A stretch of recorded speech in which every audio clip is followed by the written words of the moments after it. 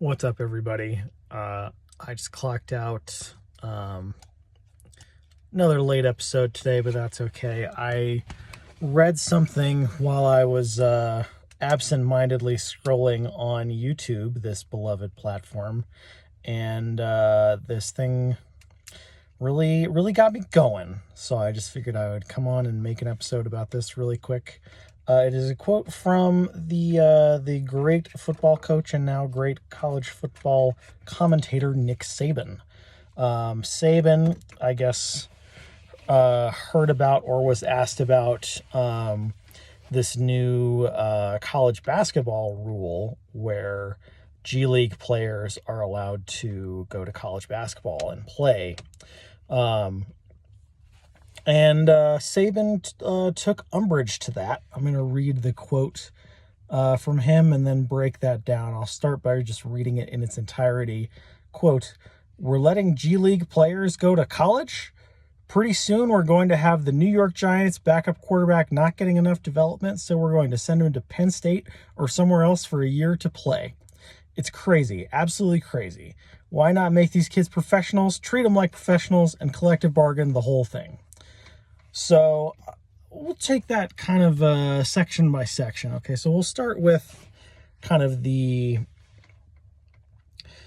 comparison between G League players going to play college basketball and the New York Giants backup quarterback going down to play at Penn State. I could, of course, make a great number of jokes at Penn State's expense because of the way that their season is going. Going to refrain from doing that. But this principle, right, about G League players going to play college basketball, I think maybe this is just me, but I think in a lot of people's minds, they're picturing like a 26-year-old G League player going to play college basketball, someone who's been in the G League for a really long time. The players who I've read about who are going to play college basketball they're going to be 21 when they play their first college season, and they're going to enter as juniors. They're not going to have 4 years of eligibility after playing in the G League. So I think that's important to keep in mind, because we're not talking about, I think especially with using the New York Giants quarterback analogy, it invokes someone who is an adult, someone who is physically and mentally mature, at least as much as you can be as a 25 or 26-year-old, as opposed to a 20 or 21-year-old going to play college sports. So I think that's important to kind of dispel that first off. To give credit where credit is due to Nick Saban, as I think is important to do with all people, the idea of having, a backup quarterback in the NFL go play college football is crazy. This would not work with college football. It would not work on multiple dimensions. The first one, of course, is what I was alluding to earlier, the idea that this would be like a 24, 25, 26-year-old going to play college football. That would obviously be unfair. At any position, they would have a completely unfair advantage, especially if they had been given the resources of a professional team for a year or two and then gone down to play college football. That just wouldn't be fair. That wouldn't work.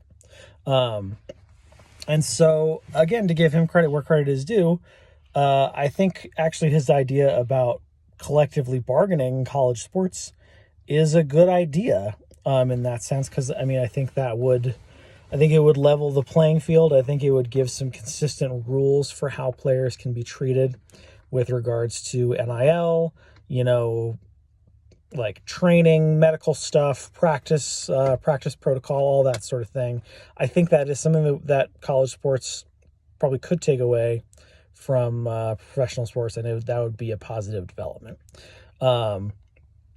It also wouldn't work if you think about it in reverse, right? Like if someone was going to go play in the NFL, if we're assuming that someone was going to go from the NFL back to college, then we have to assume also that they would not be playing college football in the first place.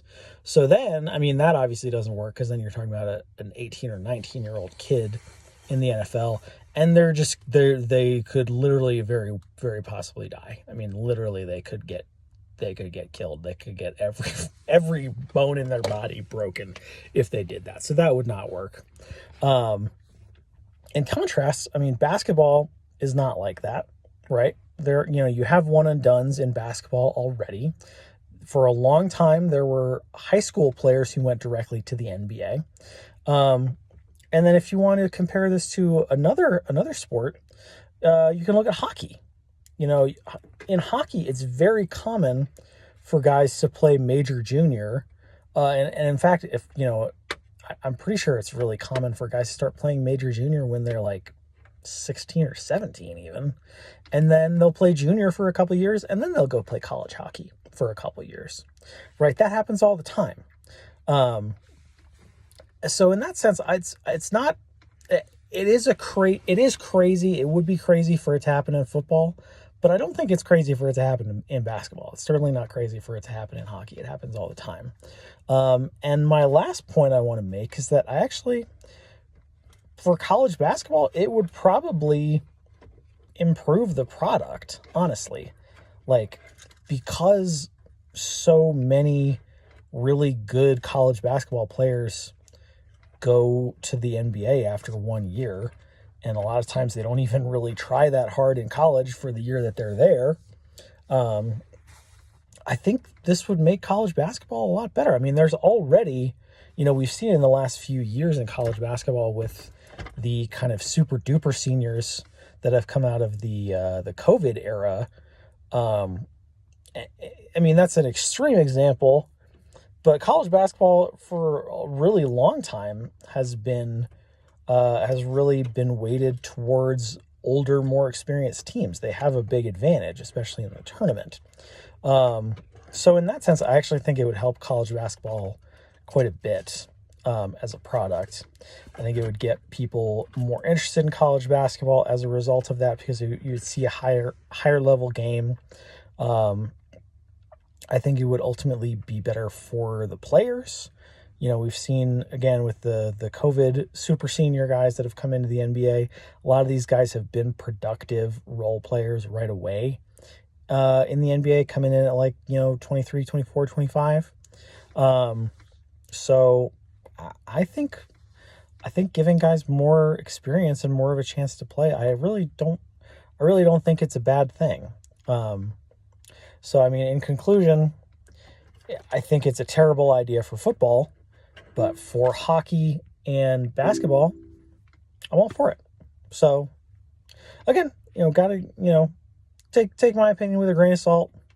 Obviously, Nick Saban has a little bit more credibility in the area of college sports than I do.